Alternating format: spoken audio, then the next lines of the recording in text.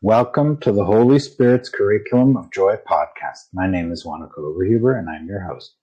My guest today is Sarah Tye. Hi. Hello, thank you so much for having me. Thank you for joining me here. And this whole podcast is about joining each other to remember who we are and to walk each other home. So I'd like to ask you a question that I like to ask most guests. Is how did you come to see the world the way you do today? I love that question, and it's definitely been an evolution, obviously, and it's still going. We'll see where eventually it takes me, but especially with what I do, I am a tarot reader, not a fortune teller, though. What I do is really helping people be guided and gain insight and really reconnect them with themselves. But I didn't get to this point overnight by any means. In fact, a couple of years ago, I probably wouldn't even believe that I would be doing what I do now. Where do I even begin? So most of my life, I did grow up very Christian, and then in my teens, I branched out, and really my belief system is just too broad to fit into one particular belief. It was very universal. Even now, I finally have an understanding of what I believe, but it took a while to get here. And I believe that basically all faiths have the same underlining message. We're all interconnected. And during COVID, that's actually when I finally started to dive in and figure out, well, what is it that I believe? Because for the longest time, I was agnostic, and that just meant I believed in something, but I didn't know what to call it or what it meant. And even if there was anything really out there. During COVID, I know for many of us, time kind of stood still. And I know many people in my circle basically started asking the big questions like, who am I? Why am I here? What's my purpose? And that's when I started diving into different podcasts, different research, trying to figure out what my beliefs were that fit me, that finally felt like I was connecting with what resonated for the first time. And then I started hearing about people talking about their purpose. And I thought, well, what is that? What's a purpose? I didn't know what that even meant. And just through my own spiritual journey, and this is consisting of healing, growing, letting go of difficult things, and realizing that there is something much bigger than us that's guiding us, that is cheering us on, that wants us to grow and evolve. Through that, I started getting the calling for doing tarot. And I've been reading tarot for years, just for myself as a hobby, since like high school. So it was something that I was familiar with, but not something I ever thought I would do professionally. And during my spiritual awakening, tarot just kept coming to me. And several times I said no, because I felt like it was too weird, or there's too much of a stigma, there's too much of a taboo around it. And I thought, no, there's no way I could do that. And it just kept coming to me. And then I finally gave it a shot. And it was just crazy how things just opened up. And now my belief system I realize even more how more connected we are. I see synchronicities all the time. And I really feel like what I'm doing is helping a lot of people. So that's really where I'm at now, is I believe we're all interconnected. The whole point of being here is to grow and evolve and to love each other.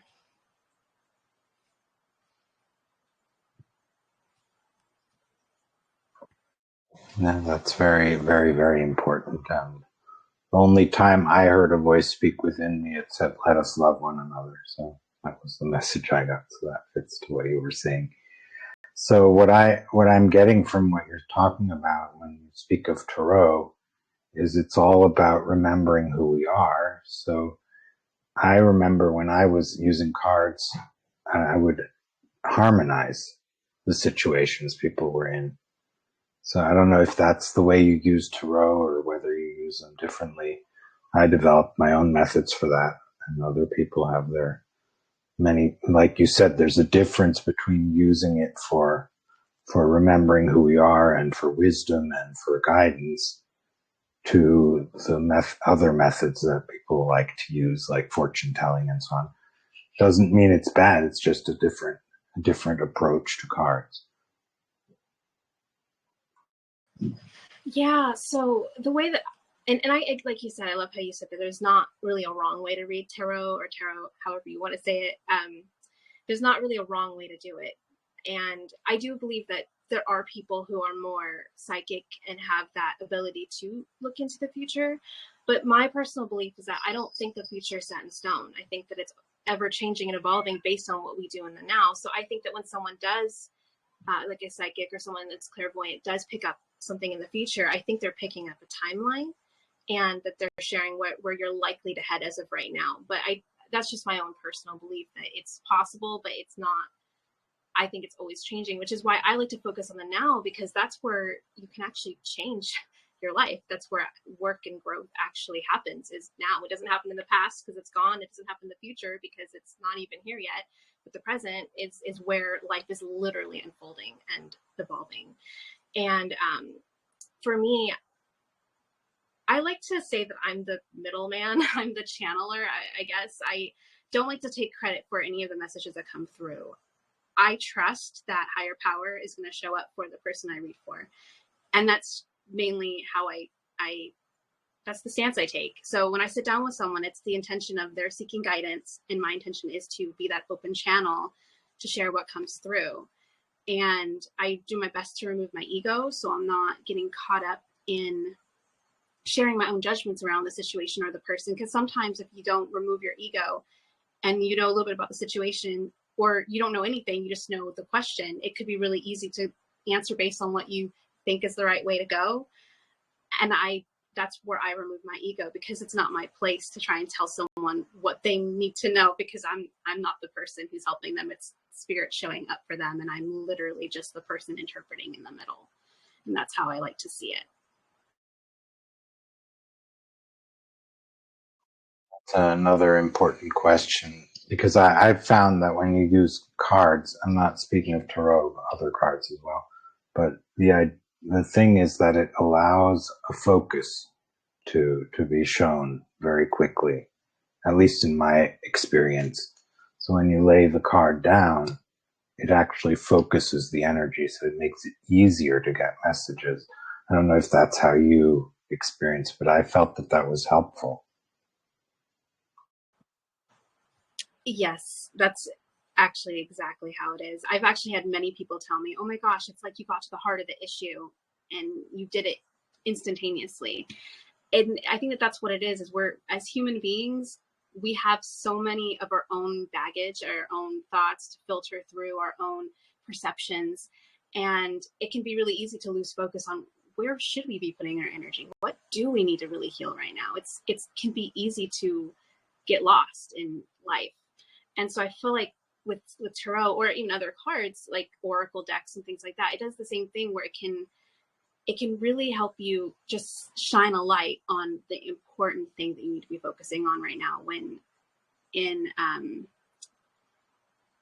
without it, you might still be kind of figuring out where to put your energy. It just tends to not only hone in on what you need to know, but almost every time people will tell me, oh my gosh, this is what I've already been, these thoughts were already in my head. This is where it was already something that I knew I should have been focusing on, but I got caught up in other things. And that's another thing, is no one is ever surprised by what comes through. And I think that always shocks them. They think I'm going to tell them something they don't know. And instead I'm telling them something that's deeply personal that they actually know very well.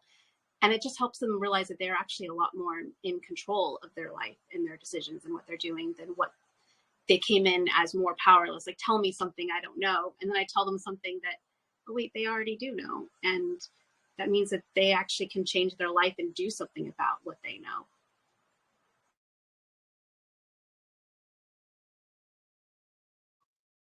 Yeah. I think it's also so beautiful that the cards make it visual, so you can actually see it, which is something that is very important for us to be able to see what's in front of us or what's going on. And that's also, like you were saying, bringing clarity to it and empowering each other to know how to proceed. Yeah. So the cards themselves are symbolic. And I think that, unless you read cards, you won't understand what they mean per se. But I do think the visual is super important, especially the way that I read. And I think that one of my personal gifts is, other than the open channel and not, removing my ego, I do think that that is something that comes to me naturally. But I'm also really good at the storytelling part. I'm able to see how the cards connect and what the story is, what the narrative is that's coming through around them. And I think that being able to follow each card as I go through it is really helpful to the person receiving it, because it's like a step by step. This is your theme. This is where you're coming from. This is where you're at. This is where you're energetically heading. And then this is what higher self wants you to know to help you get to the future that you desire. And I do think that that visual, being able to point the cards and explain how they all combine and work together, it does help take the message a little bit deeper, because now I'm not just speaking to them, I'm showing them, and in a lot of ways interacting with them, because as I go through these different storylines, I'm getting feedback, or afterwards they'll give me the feedback. But I think that it's just a combination of the visuals, the storytelling, the symbology, and realizing that there's something bigger that's actually here for them, that's coming through for them. We're going into the very technical side of it. So anyways, one other experience that I thought was very interesting with cards is when I have two people come to the table, and it always fits, and it's all and how to harmonize the relationship there, or the things that are going on that connect the two, or make it helpful for both sides to hear the other person's part of it or story. I don't know what your experience is with that, because I thought that was a really remarkable thing when I could work with people who were coming as two people together. Yeah, I haven't worked with a ton of couples, but it's been a very similar experience when they have come as a couple. And it's so funny because, again, it always seems to come through what they need to hear. I did a market, like I do sometimes. I'll do like farmers markets, and one day I had two separate couples come to me, which, since I don't work with a lot of couples, I thought it was interesting that I worked with two in the same day. And they were both very medicinal. I feel like they both got something from it. But not only that, again, it was like a lot of it was validation. I had one couple that a lot of what I was picking up was more individual energies, like focusing more on yourselves individually, and that we can come together as two people instead of like leaning on each other too much. And then they shared with me that they were in couples counseling for codependency, and that's something that they were actually legitimately in the process of working on. And I think for them it was that validating factor of, okay, this is what we're working on, but spirit is also backing us up on this journey as well.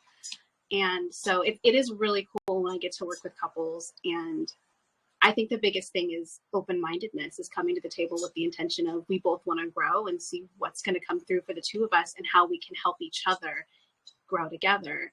And the more open-minded the couple is, it's like the more medicine can flow through for them.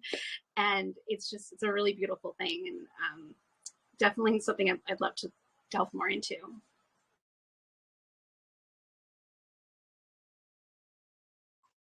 So maybe we'll go a little step back from the technical side of laying the cards and interpreting them, and go into your journey. So you said you started very early with the cards, like a teenager already, and it developed from there. So how did you come from a Christian background and then move to the joy of the cards? Because some people might say, oh, that doesn't fit together, right?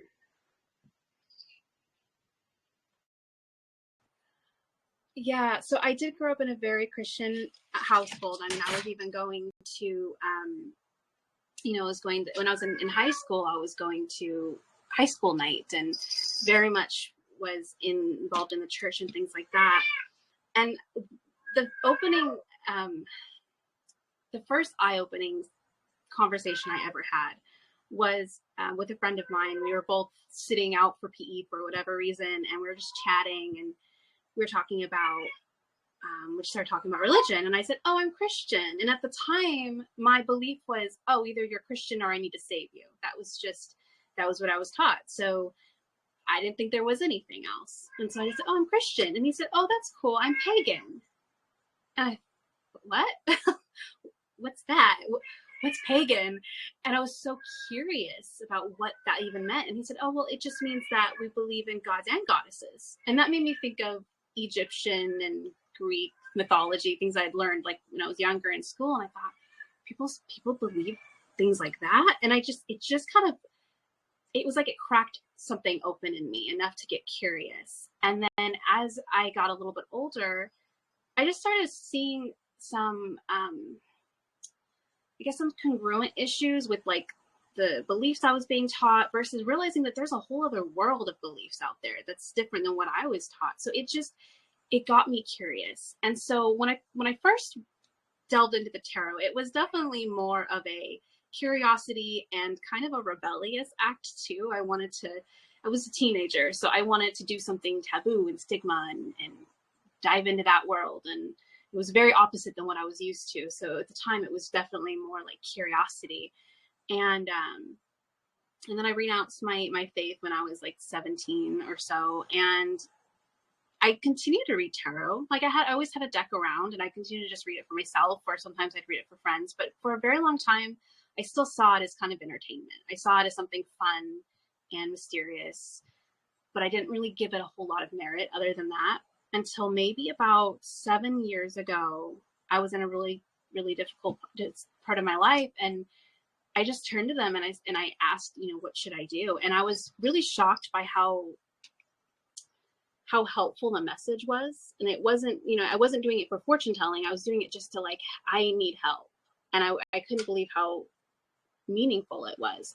And then I continued to look into the cards. I continued to do readings when I was in difficult situations, and they continued to very consistently not only be relevant. And speaking of the technical side of tarot, there's 78 cards in a deck. So when you can get relevant, meaningful messages over and over and over again, the part of me that's more logical was able to grasp that, okay, there's something here. There's something here that's consistently giving me some really profound guidance. And that's when I started realizing that there's more to it. Again, I just did it for myself because I wasn't planning on doing this professionally. But then when I kept getting this calling to do it professionally, I kind of was on the side. I took a couple courses and was playing with the idea of starting a business, but I just was very much on the fence and about the whole thing. And then I finally got the courage to post on my social media. And I just said, okay, I'm thinking about starting a tarot business. Does anyone want a free reading just for validation purposes? Because I know it was magical for me and was medicinal for me, but I didn't know if I could do that for someone else. And so I had a few people reach out to me who were not close. Like most of them were very much like acquaintances, not really people I knew very well. And I was really shocked by the amount of feedback I received, how it was really helpful and how it really spot on and what they needed to hear. And then I had two separate people actually ask me for my Venmo because they wanted to send me a couple dollars as a thank you. And that was kind of the moment I realized, okay, so it's really helpful for me and has been for many years, but now I can actually take this gift and help other people with it too. And that's kind of the evolution of teenage me going and buying tarot just for fun and then turning it and then realizing it's so much more than that. And it's something that I fell into, but I'm so glad that this is the work that I'm doing. You also spoke of awakening or your spiritual awakening. What do you mean by that? Yeah, so that one was an interesting tale. In COVID, I started listening to podcasts and different spiritual podcasts. And I needed first the spiritual podcasts that were very grounded in science. So the first podcast I ever listened to was like it talked about it was a manifestation, but it was all from like neuroplasticity and changing your thoughts. And so there are these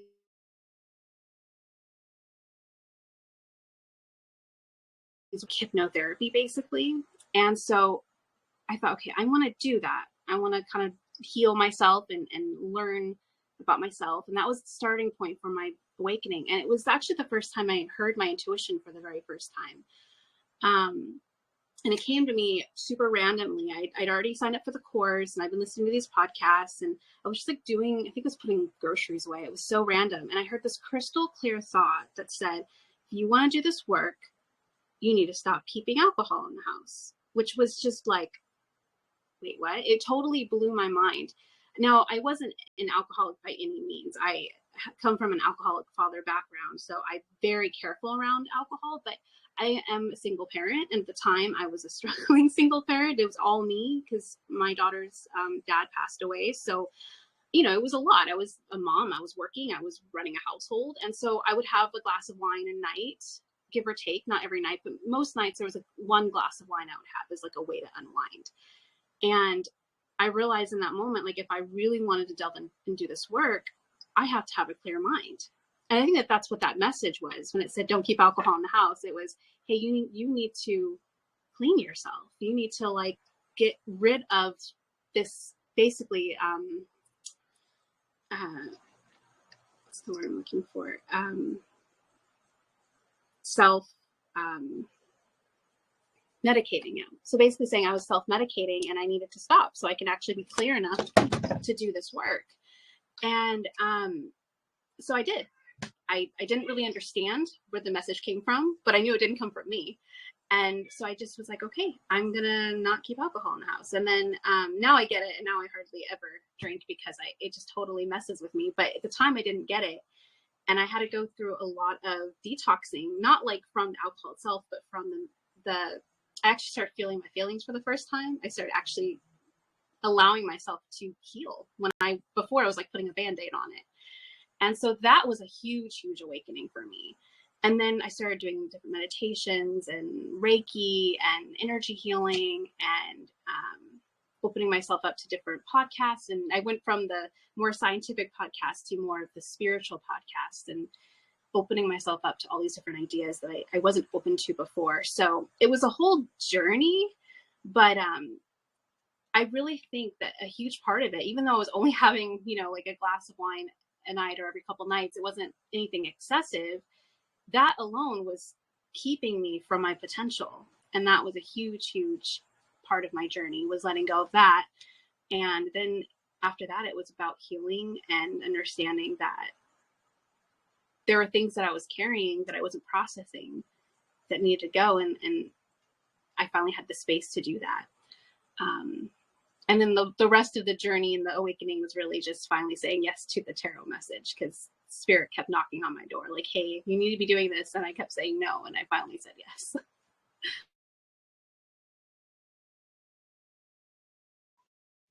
I think that's a very important message as well, that it continues knocking. Because some people, you know, you might think, okay, if I say no once, then it's over. I never get another chance. And you are a demonstration that was not the end of it. You got to choose later on, even if you said no a whole lot of times. Yeah. And I think the other thing is too, when intuition comes in, it's going to come in softly. So even though it came multiple times, some people get caught up thinking that ruminating thoughts are the same as intuition, and it's different. Intuition will be like a gentle tap, like, hey, and then it'll go away, and then it'll come back and tap you again, and then it'll go away. It doesn't just sit there and repeat and ruminate. And so that was kind of an eye-opening thing too, is it's so gentle when it comes and gets your attention. I mean, sometimes I do feel like things happen in our life to make that is not so gentle, that does kind of shake us up, like, hey, we really need you to pay attention. But most of the time it comes in like, hey, there's something you're supposed to be doing. And I also feel like it's something that you already want to do. And the only thing that's really keeping you from doing it is yourself. That was at least my experience. Because while I kept saying no to tarot, there was a part of me that really was curious about it. That really thought, well, maybe I should follow into this. Maybe there's something here. But I was so scared of the idea that I just kept telling myself, nope, we're not doing that. We're not doing it, you know. But I know that deep down, I really felt called in that direction, even though my ego is trying to shut me down and tell me no.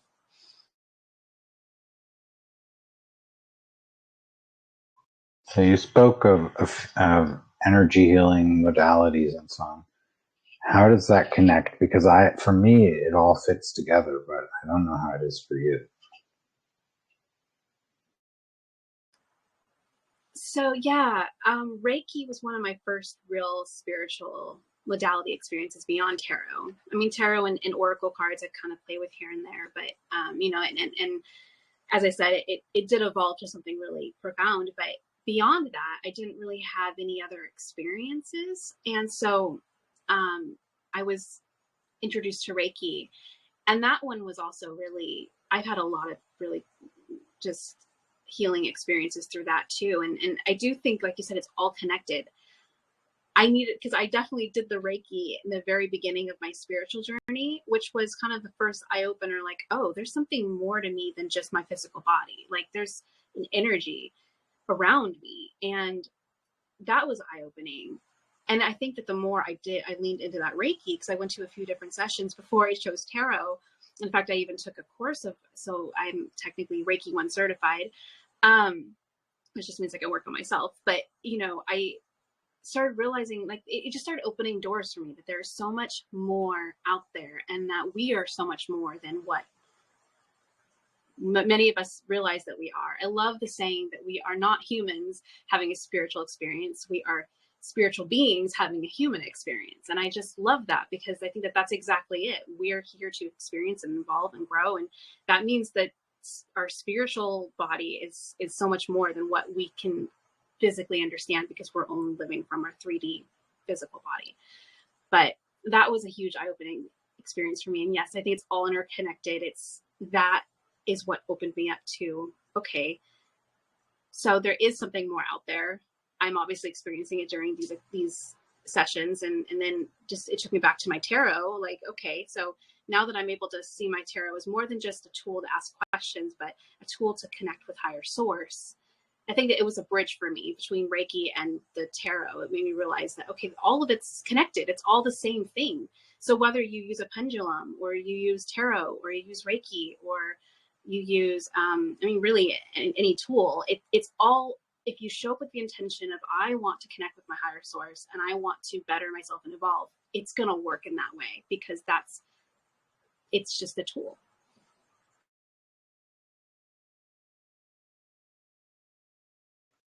So another question that may seem interesting or not so is, I think you can clear energies with cards as well. Do you do that? Like, you know, clearing a house, or clearing a person's energy fields, or clearing the energy of a situation or a company, or whatever else there is. There's so many ways of using those cards to clear things. Do you do that? I don't, and that's not something I've delved into yet. So yeah, I'm familiar with clearing spaces. I mean, if I do it for myself, I'll usually light sage or Palo Santos or something. But like, yeah, I haven't tried that yet. Although I do feel like when I sit down with a client, I do feel like there is like a space that's opened, and that the clearing, how do I explain it? Like, I do feel like there is space for clearing, but I do also feel like that happens on their end, because I'm not, at least not yet. I'm not at the space where I feel like I can work on someone else's energy. It's more like I show up with the intent of helping them have the space to do that for themselves. But I haven't found that yet, where the cards themselves have helped me clear space. Although I have delved a little bit in mediumship with my cards, and that's been a different experience. I've been told by many people that I'm a medium, and I've experienced little things that help us, that's kind of backed that up. I haven't, me being the I'm also very logical too, so I haven't quite connected with that side of me yet. But I have had people who have done readings for ask me, "Hey, can you connect with my loved one through tarot?" And I have had some pretty healing experiences where the messages that came through highly resonated with who I spoke with. So I do think that the cards can absolutely be used in that way too, but I have not experienced the clearing space yet.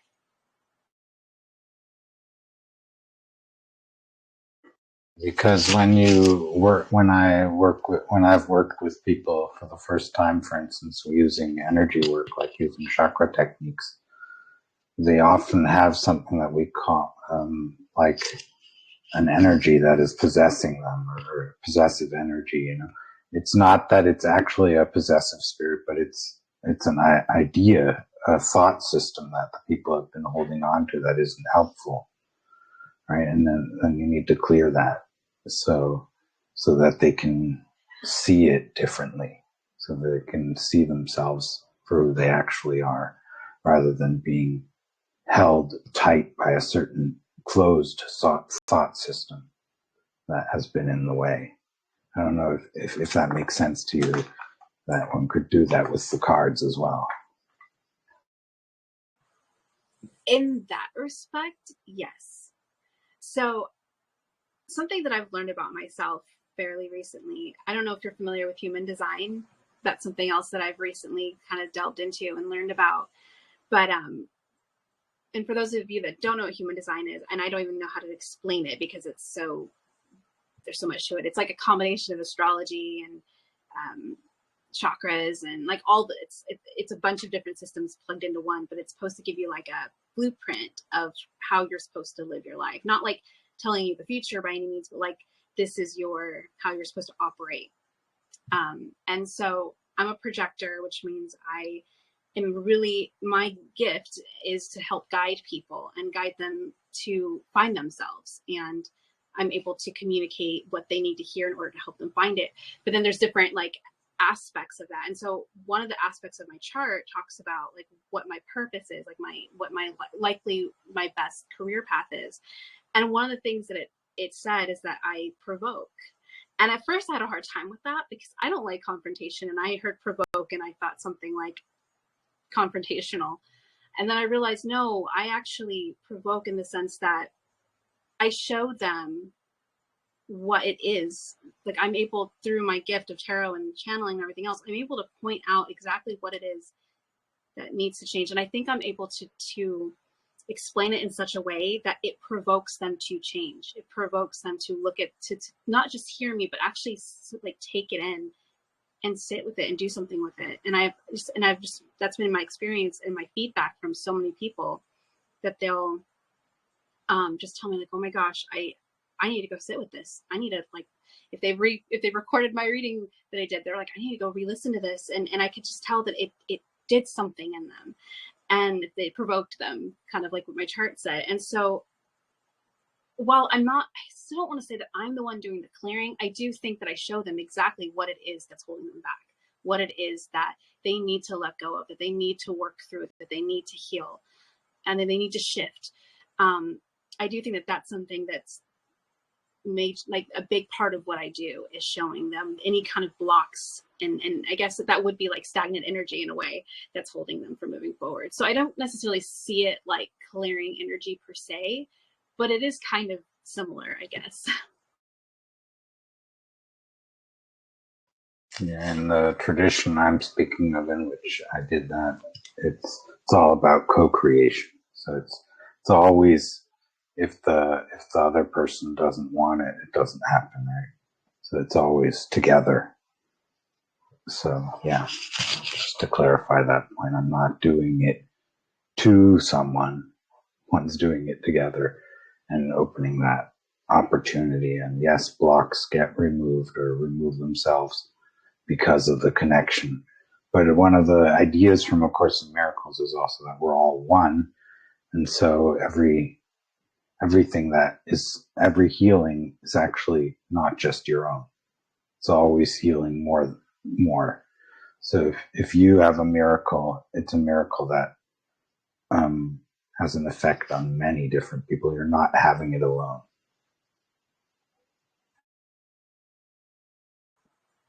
Yeah, yeah, absolutely. It's what is that quote? It says, today I was clever, so I thought I changed the world. No, or yesterday I was clever and I thought I changed the world, and today I am wise and I'm going to change myself. And it's definitely like, it's more, since we're all interconnected, we're all one, the more you're able to heal yourself, the more you're actually healing those around you. And it could be by giving them permission, other people permission to also heal, because they're seeing how you're, what it looks like on your end, and that, oh, hey, they're changing, they're evolving. Maybe I should do that too. But also, I think it's the way that we interact with the world. The more that we heal, the easier it is to show up in less judgment and be more compassionate and be more understanding. And sometimes that's alone can make a huge difference in the world. The more compassionate, understanding we could be to other people who are not in the same space and need that extra, the extra love and uplifting energy. But yeah, definitely, I really feel like we're all one and the same. We're just all on different journeys doing, but we're all here for the same purpose. Another quote in the same direction is, you can't change the world, but you can change the way you see the world.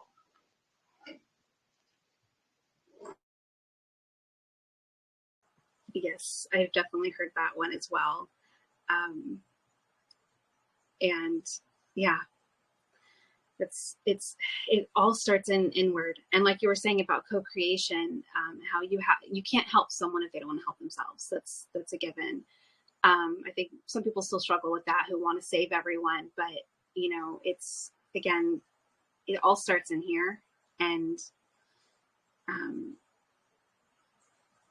yeah, once you're able to realize that you have all the power for yourself, like in your own world, then that's when you realize that the more you do for yourself, the more you end up doing for others, which is kind of, some people would see that as like backwards, but it's not. Because another example, which this is a little off topic but kind of similar, a lot of the messages I'll get for people is self-love and taking care of themselves, self-care. And especially for people who are so used to being givers and taking care of others, it's when you tell them, no, you need to take care of yourself right now first before you can show up for others. I'll get people that get confused by that and say, well, no, they need me. Like, I'll take care of myself later. And I love to use the analogy, when you ride on a plane, they tell you, if the plane, if the oxygen mask goes down because there's a problem and you have a dependent with you, you have to put the mask on yourself first and then on your dependent. Because if you put on the dependent first and you pass out, then you're useless to the dependent, and obviously you're also in trouble. But if you can actually take care of yourself first, not only are you taking care of you, so your needs are being met and you're in a much better headspace and mentally and emotionally and all of that, but now you're in the perfect place to help someone else, because you're not coming from an empty place. You're not coming from a place where you're depleted. You're actually able to show up in a fuller sense and really help someone more than you would if you were like struggling to keep your head above water, but also trying to hold someone else up too.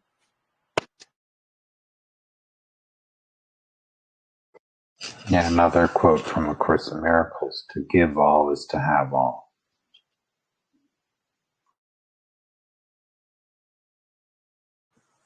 That reminds me of another quote, which is, I think it was Gandhi. I'm not sure who said it, but it's lose yourself in the service of others. And it's kind of the same thing as when you're able, I know it sounds like you're only doing it for everyone else, but again, if you're able to take care of yourself, and especially if your part of your self-care is living your purpose, and your purpose is always like a combination of, it fills you up, but it also is giving back to the world, and you're just losing yourself in that, you're continuously helping other people in service of what you're offering them. But at the same time, you're also feeding your own soul.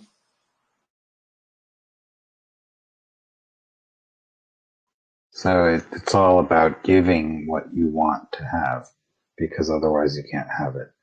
So this is a very important aspect. So if you want to feel good, yeah, you give good feelings or whatever. But of course it does. It's also another matter of being authentic, right? So if you're not feeling good, you also need to give that in the sense that you share, because that allows people to be authentic too. So if you want authenticity, you need to be authentic too.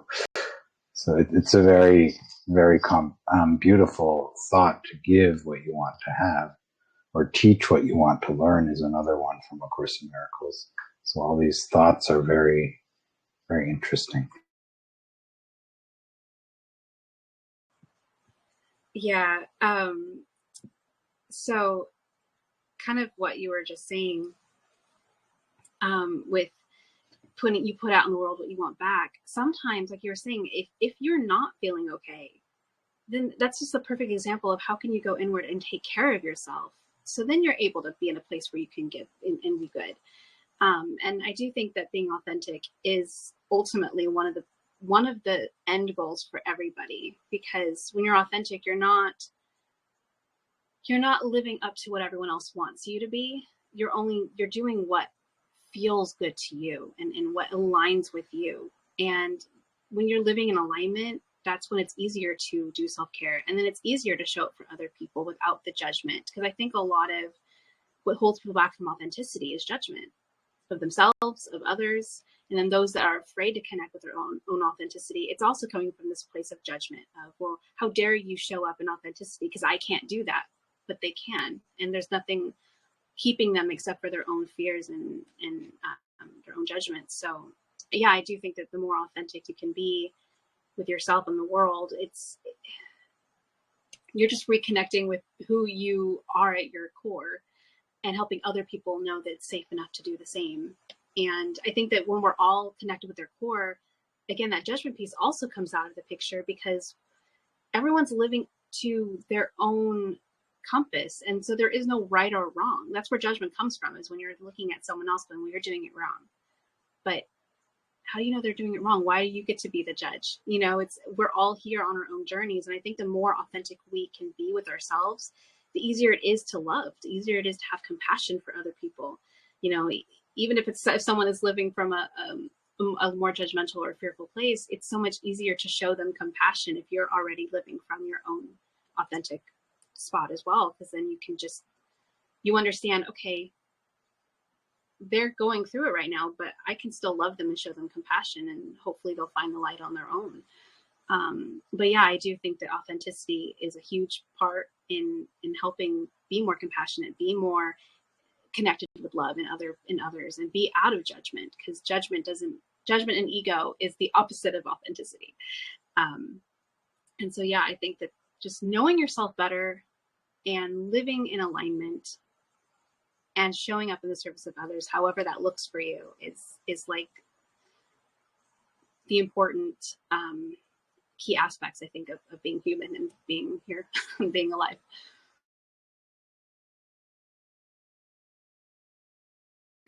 Yeah, one of the things I like talking about as well is the idea of, when are you ready to teach, right, or to share? Well, right now, because from where you are at is the best place to teach from. So that's the message I got. So even if you're in the worst place and feeling awful, if you come from there and share about it, that is also very powerful teaching.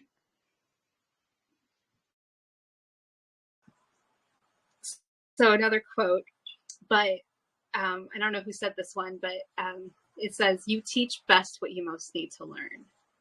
And that's exactly what you were just speaking to. And it's because, one, you're going to be very familiar with the topic, and two, you're learning and growing in the process, because I don't think anyone knows, well, no one will ever know it all. That's why we're all here and growing and evolving. And so when you teach what you most need to learn, you're the student as well as the teacher. And I think that that's also important to remember, that we're always, every single day of our life and every interaction, whether it's, with our partner, with our parents, with our siblings, with our friends, strangers, we're always in the role of the teacher and the student at all times.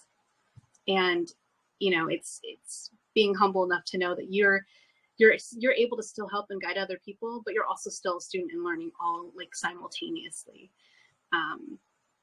And Yeah, that's something that's interesting. You say that too, that you don't have to wait to be a teacher. That's kind of hit home for me because I've been playing with the idea of teaching courses, and I keep telling myself, well, I don't know if I know enough, but this conversation is making me realize it doesn't really matter, that I can still pass on wisdom without being perfect, or, have the I don't know, the thing saying that I'm able to teach. It's no, I'm capable of doing it now. And I think anyone who's listening is also in that position too. Yeah, there's so many situations where this applies, right? Because there's so many things we wouldn't do if we always waited to be perfect to do it, to have everything that we think you need to have in order to do it. There's so many places where that applies. So, yes, one has to come from where one's at and be happy with that.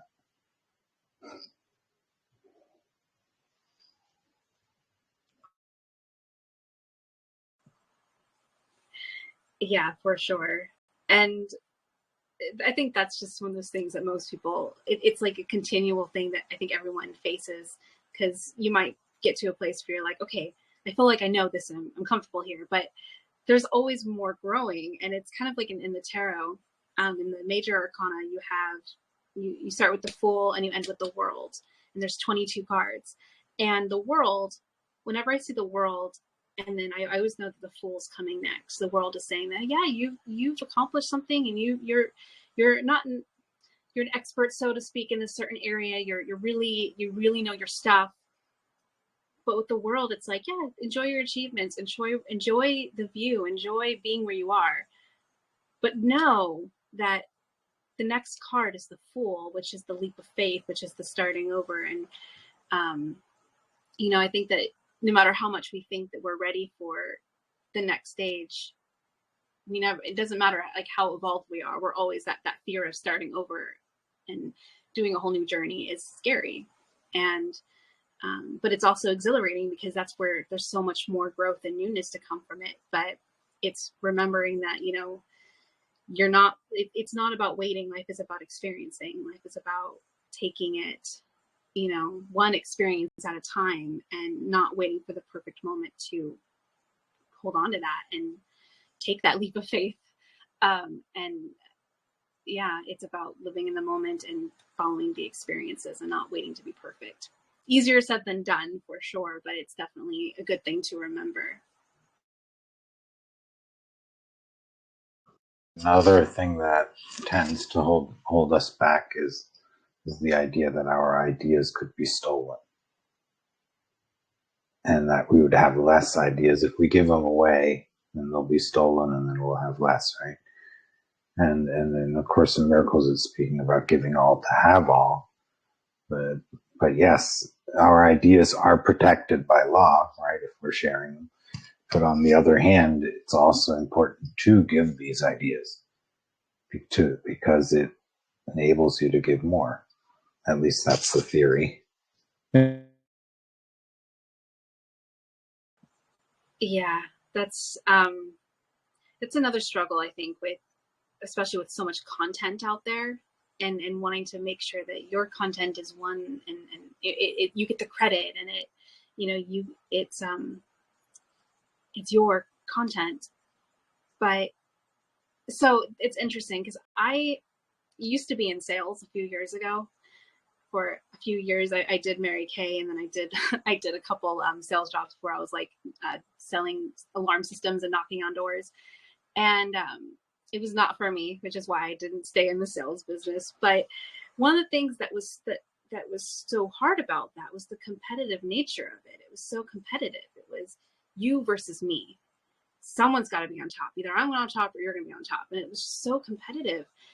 And once I got away from that energy, I didn't, well, one, I didn't want to go back, but two, I really embraced the idea that there's enough to go around for everyone.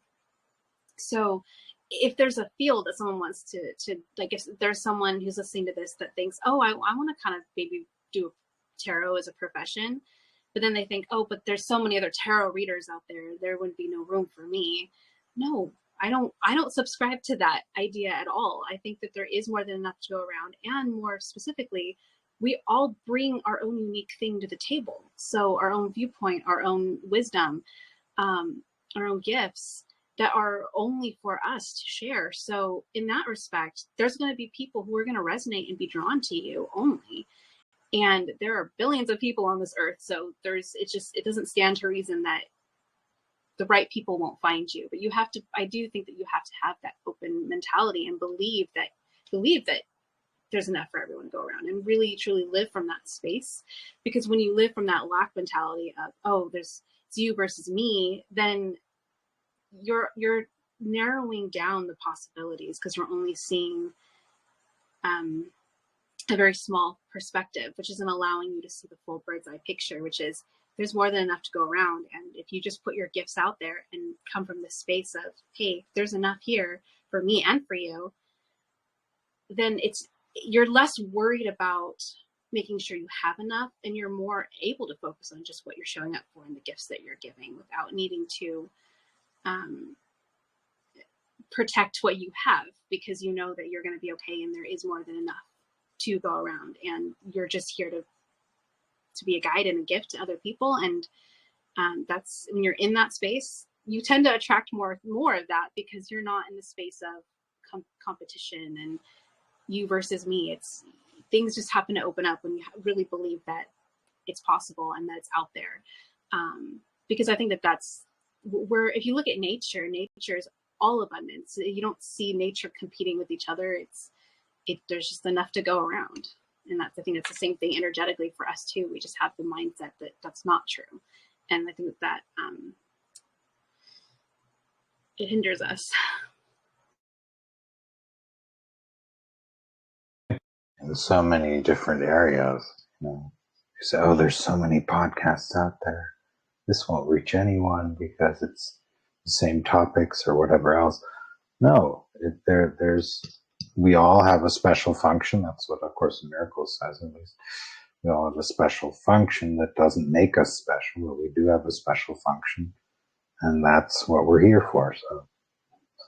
So even if there's tons and tons of podcasts out there, there's this one is unique.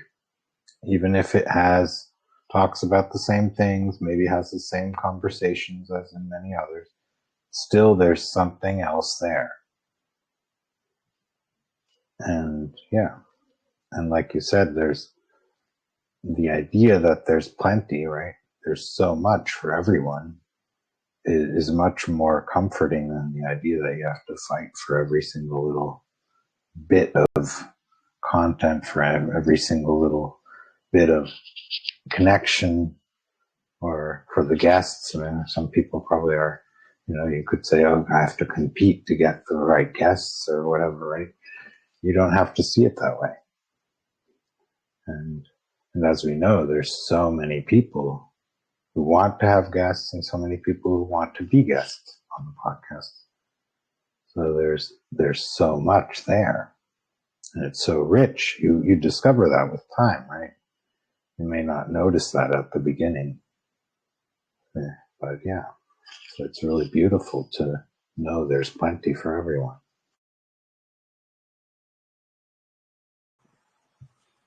Yeah, it's so funny with, example of podcasts and feeling like,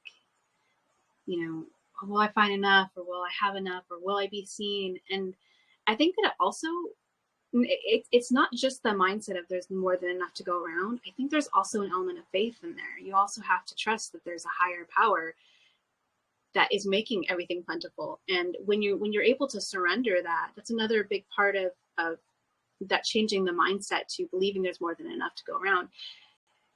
There's the element of surrender that says, okay, well, not only is there more than enough to go around, but if there is a higher power, and this higher power does want to see me succeed, which I believe that it does, it wants everyone to live in alignment, live their best life, and just continue to grow and evolve. That's my own belief. Then if that's true, and there is more than enough to go around, then why don't I surrender and trust that not only is there enough to go around, but if I kind of take a step back and just believe, like, hey, if I do the work and I put myself out there and I just trust it's all going to work out, at that point, you're allowing spirit to take you by the hand and guide you and help you connect with the right people at the right time and have the conversations that are really going to be impactful and meaningful, more so than maybe just trying to force it with someone. I like to, this is reminding me of the Six of Swords in the tarot deck, but this one I like to use the analogy of, you're on a rowboat and then the island is where you want to go. So like the island is all in the example of being a podcaster and trying to look for guests. The island is all the guests that you want to talk to, right? And then you're in this rowboat and you want to get to the island. Well, you might want to just grab the oars and just row yourself straight to the island. But that's usually what the invitation around the Six of Swords is. You know what? Take your hands off the oars a little bit. Let yourself drift there. Because maybe on the way to the island, you'll meet someone on a boat that's going to actually give you even more impactful interview that you weren't expecting. And then maybe you'll meet someone else. So it's like, it's trusting that, yes, you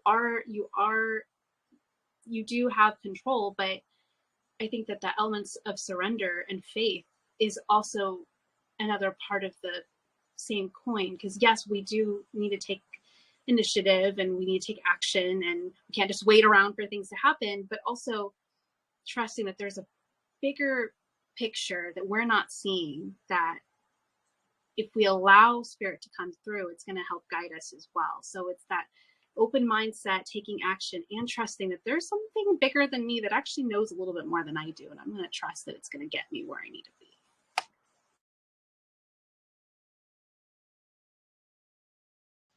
Well, let's go into another shift. You were sharing that you were a single mom since the father of your child passed. How about the educational journey? What are the most important aspects you like to pass on to your daughter, and how did you go about that?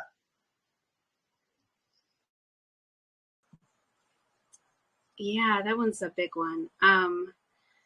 So one of the things that I also learned on my spiritual journey is parenting is hard. And I'm glad that I started this spiritual journey when I did, because I started realizing that as a parent, I was getting triggered by my little version of me from when I was being raised. And so one of the things that I try to instill in my daughter is, one, I'm raising her very differently than how I was raised, in that I don't like to do a lot of shame-based parenting, because I don't think shame does anything for anybody. It just makes them feel worse about themselves and it doesn't help with growth and things like that. But I think that a lot of what I want to share to her is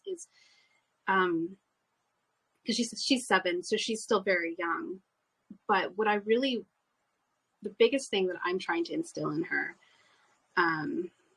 is to be herself, is really that authentic part of, you know what, the whole world isn't going to understand you, but that's okay.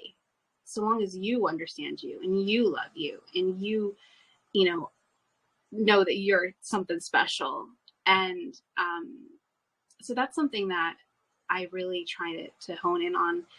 And I mean, it seems to be working, because she just makes friends everywhere she goes. And I mean, it's funny because I am a natural introvert, so I'll like go to the grocery store with her and I just want to get in and out, and she will make friends with like 5 people before we leave the store. But that's her authentic coding. She is really good at connection, and she's not shy, and she just loves to be, she's such a big personality. And that's another part of what I try and do as well, is she's just got this huge spirit, and I know it would be so easy to accidentally snuff it out in, trying to correct her or have her be a certain way. And what I'm really trying to do is okay, guide and correct softly if I need to, but also not touch that spirit of hers, and let her know that she can be as big and right as she wants to be without fear of rejection. And I mean, like, this kid has the funniest, craziest fashion sense, and it's adorable, but it could be grounds of getting picked on by other kids, just because she'll wear things that don't match that are just very vibrant and mismatching, so her. So I just let her do her thing, you know, and I'm noticing that the more she embraces herself, the more the rest of the world adores her for it. And so I think that that's really what I'm trying to do, is just like help her be her and help her be comfortable to continue to be her. And then hopefully she can carry that torch on to help other people in her life do the same thing, because she didn't have the same shame-based and fears that I did growing up that took me so long to figure out who I am and what I'm here for. I'm hoping that, you know, what I'm guiding her through is helping her figure out that she doesn't have to wait till she's in her 30s to figure out who she is, that she can know who she is now and just foster that and grow it as she is already. Yeah, I think it's very important. I mean, in A Course in Miracles, there's the thought of the holy relationship and the special relationship. And the difference, there's a huge difference, because the holy relationship is seeing each other as whole and supporting each other by seeing each other as whole. And the special relationship is seeing someone as having something that you want to have, or having to grab it, or you're lacking, and the other, and so it's a very different relationship. And I think that's something that is very important to pass on if one can. I mean, of course, we need to ask for help in that, because we may not know how to do it ourselves.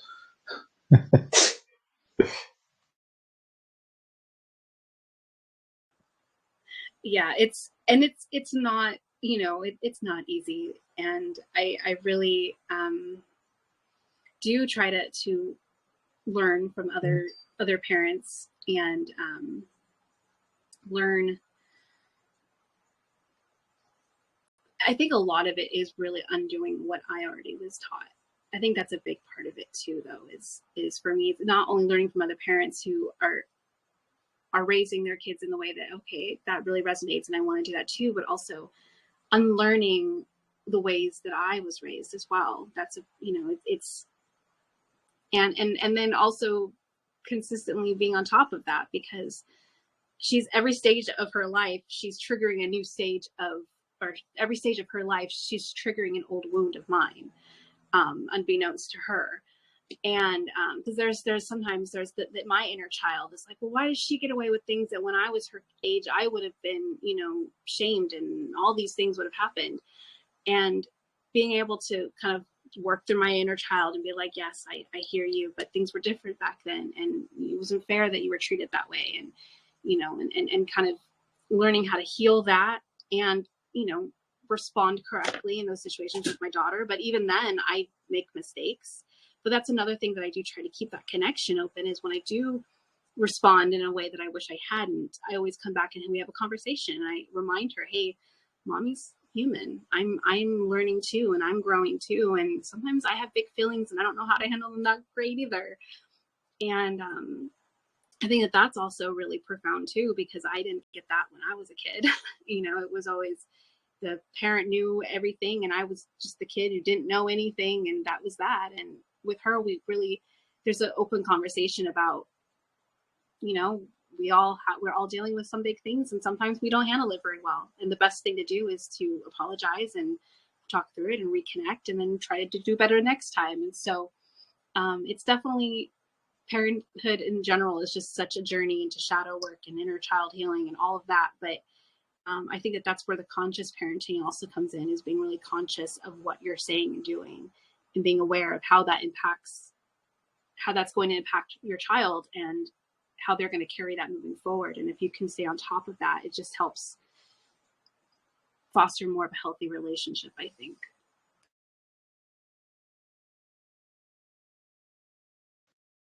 Yeah, it's a huge journey anyways, being parents.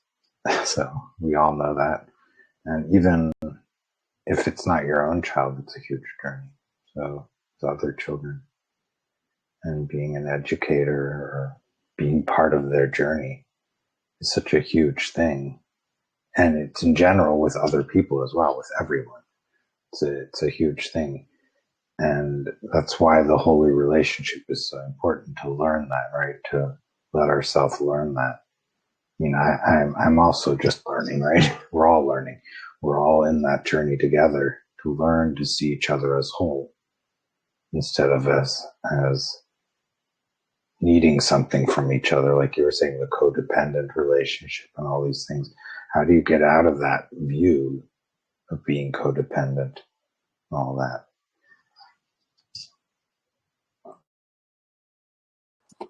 Yeah, absolutely. There's another, I think it's a quote, but it's this idea that no one is lesser or better than you.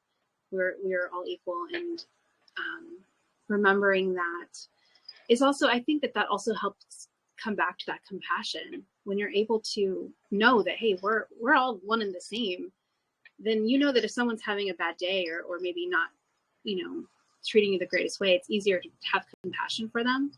And I mean, now granted, if it's like abusive or something like that, you still have to, you could still choose not to have that in your life, but you could still have the compassion of, wow, this person is really in a dark place, but they're not less than me.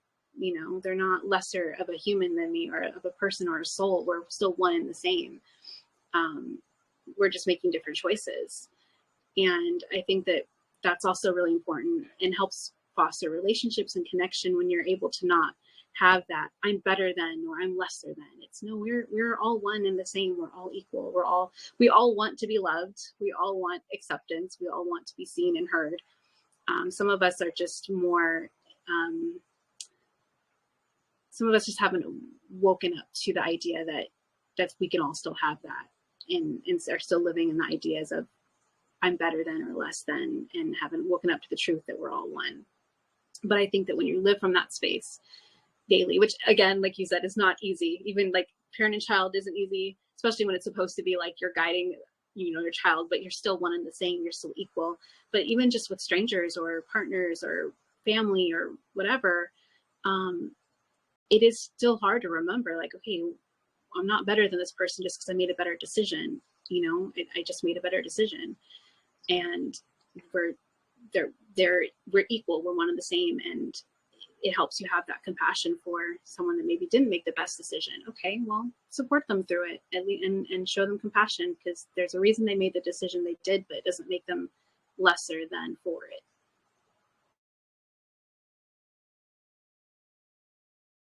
That's the whole debate in A Course in Miracles between specialness and equality.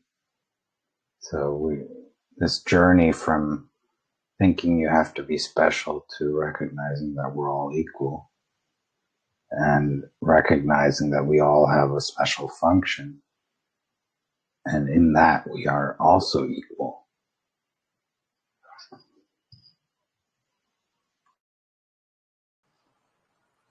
Yes, absolutely. And that's one of the reason I love doing tarot and reading for people, is because I do feel like in a lot of ways that messaging comes through, and it's probably the first time they've ever heard it that way. Realizing that, and that's probably another reason too that I don't like to take credit for anything that comes through. I'm like, I'm just the middleman. Like, my gift is channeling and interpreting, but I like to also humble myself and remind them, like, hey, what I'm doing isn't any more special than what you're doing and what you could be doing if you tap into your gifts and your purposes. It's we're all unique. We all have our own magic that we bring to the table, that only we can bring in the way that we do. But like you said, we all have a version of that, and there isn't any magic that's better or lesser than others. It's just we all have our own magic equally, and we're all meant to share it and light up this world equally in our own unique ways.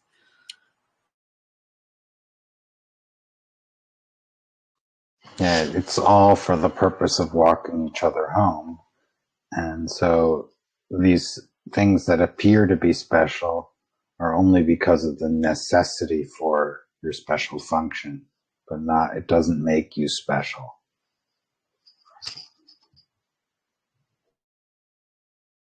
Yeah, and I think it's the ego that tries to make it more than that. It's the part of our brain that, and I think it's also part of society too. There's a lot of unprogramming and deconditioning that we have to do around what being special means. And that not only is it okay to embrace that you are special, but also embrace this idea that, it's not, like you said, it's all equal. But I think a lot of society and a lot of just the way what we're conditioned, it's this idea that there's always someone on top. And I think it's just, it's really just a lot of taking away those ideas and understanding that, that's not how it is, but it's opening up to the idea that we're all one and the same. But it definitely takes time. And I think that podcasts like this and, doing, putting these ideas out there is making a difference and helping people understand that we are all equal and we all are one and the same. And we're all just here to, like you said, take lead and guide ourselves to the next place and area of our life.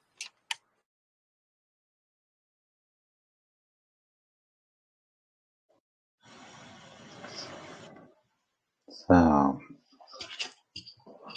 let's see, what would we like to do next together?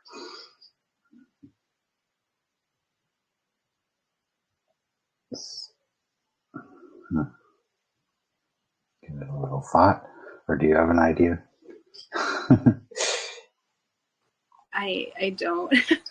I've been really enjoying this conversation, though. I think it's been really profound, and that there's been a lot of really great ideas that's come from it. Okay, then let's look at the special function.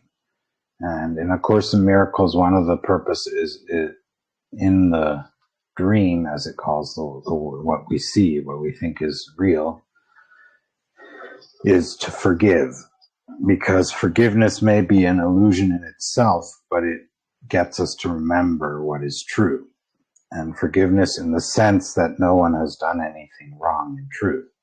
Nothing actually happened.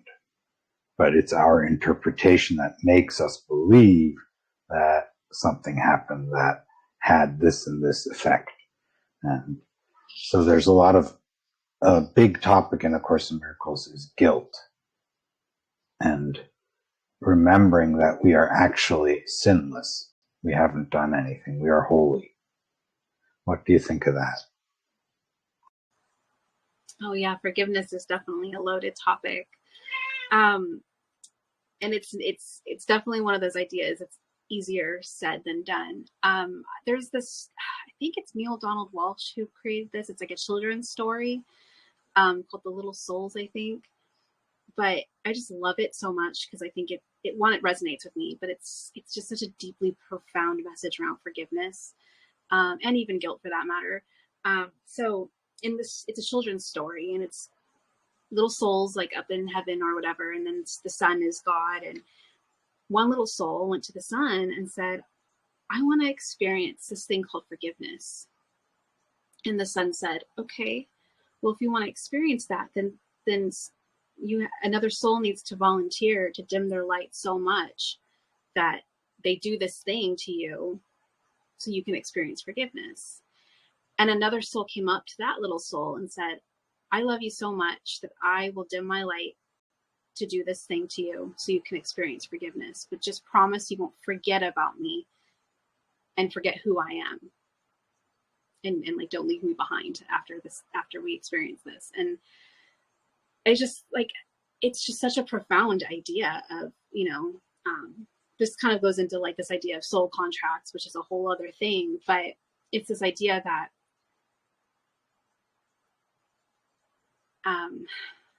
what if you're experiencing this need to forgiveness was actually something that you were meant to experience, and it was almost like agreed upon that you needed to experience this thing. I just think it's just so profound and gives you a different aspect of forgiveness.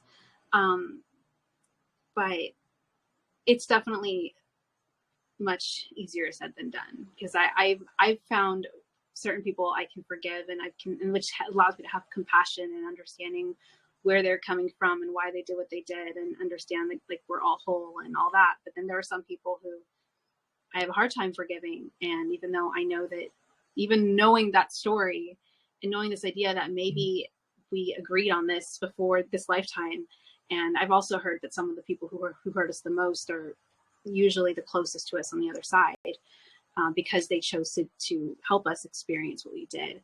And that's also a hard thing to wrap my head around. But I do think that, you know, we're all here to experience. I think we've all in different lifetimes done terrible things. It's not about the thing. It's about just the experiences that we took and how we took it and what we're doing with it.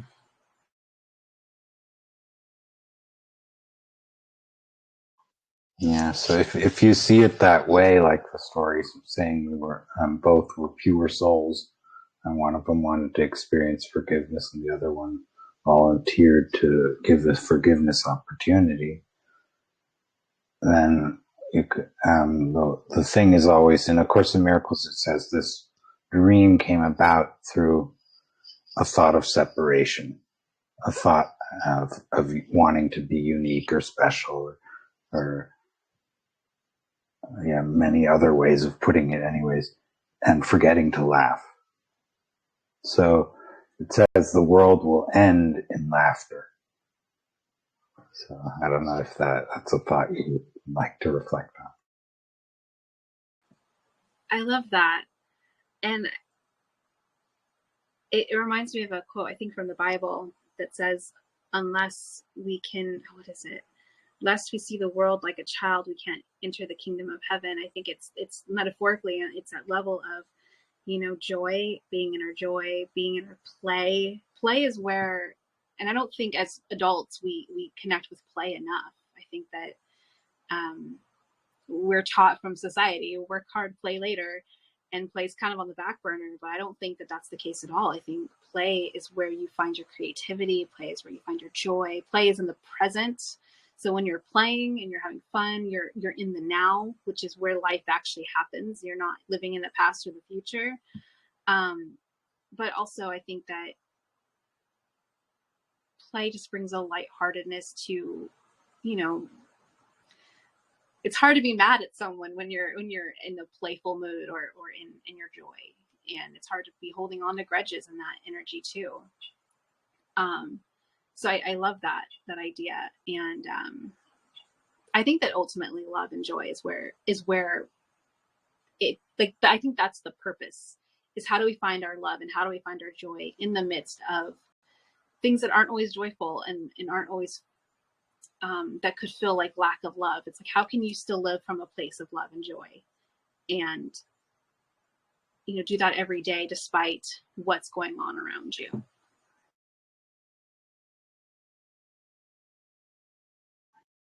That's a big one, right? To decide to be joyful,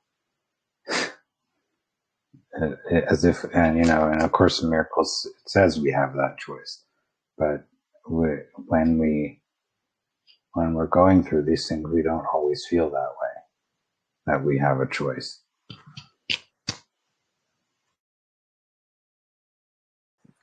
Yeah, it's easy to feel powerless and like we don't have a choice, but I think that choice is freedom. That's where we find our freedom, is we always have the choice to make to do something different.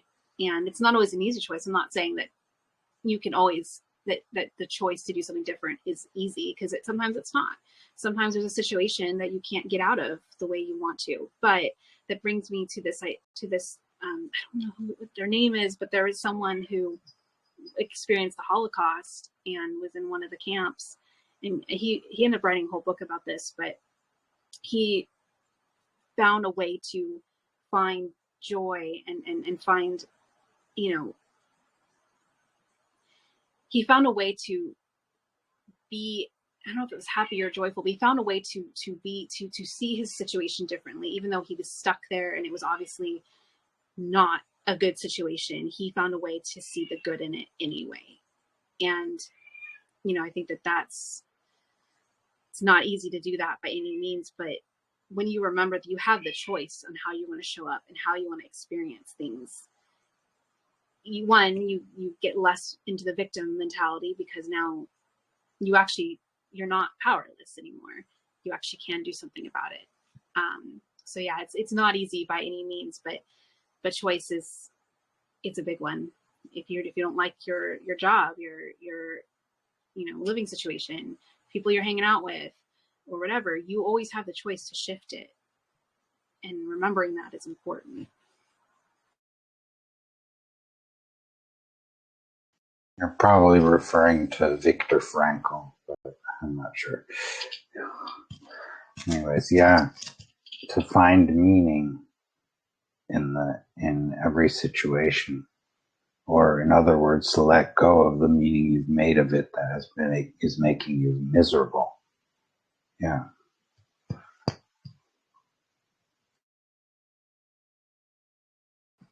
Yeah, I'm not sure what their name is, but I've heard that person mentioned on a few different podcasts. But it's just such a powerful example of, even in the most desolate situations, you can still find something good in it. And remembering that can make it easier to be in your play and in your joy, even when it's not easy to do so. It's just remembering that you have that choice to do it.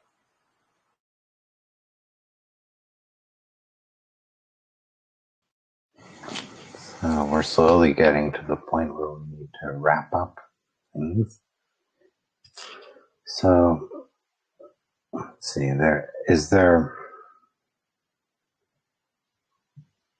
let's put it this way. How would you describe your whole life in a few sentences, and what it means to you to have been given the opportunity to live this powerful career of sharing tarot with people? That is a powerful question. I'm definitely grateful that I am here at this time to do what I'm doing. I'm grateful for the journey, even though it hasn't always been easy to get to this point. It just, the more I delve into my spirituality and my business and helping people, the more I see that it's, there's a reason I'm here. And I encourage everyone to find that thing for them, that validation for themselves, because we're all here for a reason. We're all here on this earth right now at this time because we're supposed to be doing something big. And for me, I'm just humbled and grateful that I found something that is meaningful, not just for me, because I love tapping into the tarot. I love the connection with people, but I also love that it's taking, I love that it's making a difference for other people. And it's taking them on a different journey than maybe they would have been on if they didn't sit with me. And just honored and humbled that I get to help be that guide for those that need it. And looking forward to seeing where this takes me. But I think I'm just grateful to be here right now where I am in my life.